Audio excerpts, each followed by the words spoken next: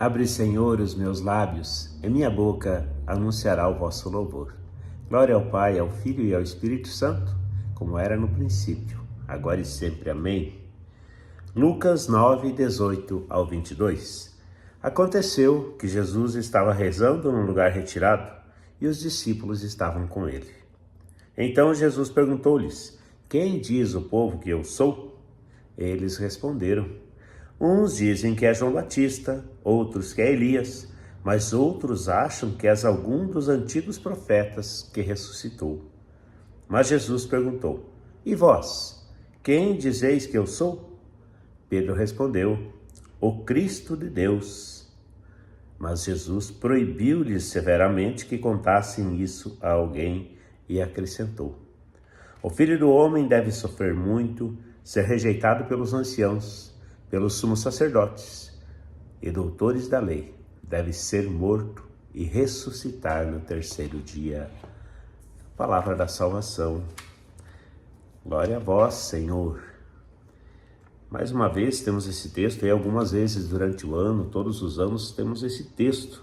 Por que será que a liturgia coloca em evidência, várias vezes esse texto? O que a liturgia quer nos convidar a refletir diante desse aspecto, diante desse acontecimento, diante desse momento, ou diante dessa questão tão antiga e tão presente nas nossas vidas? Hoje ainda nós nos perguntamos, muitas pessoas se perguntam: quem é Jesus Cristo?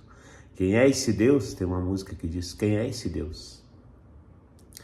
E aqui Jesus faz essa pergunta também aos seus discípulos.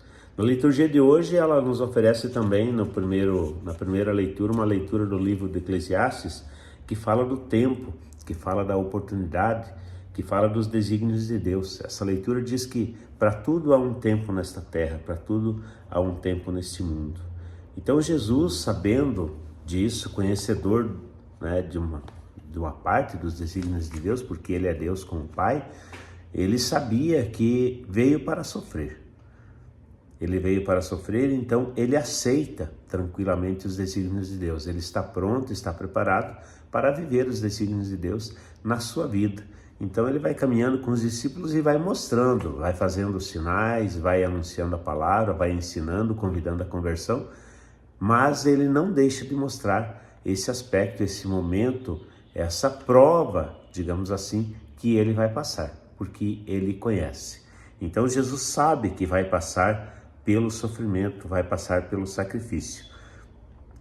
Esse é o primeiro aspecto que eu colhi hoje dessa leitura, para dizer que os desígnios de Deus no tempo, na nossa história, no nosso tempo, na nossa vida e durante toda a eternidade, eles estão no coração de Deus. Então tem coisas que nós podemos modificar, que nós podemos lutar, que nós podemos conduzir, que nós podemos caminhar, mas tem coisas que o próprio Deus sabe e que nós temos que aceitar na nossa vida.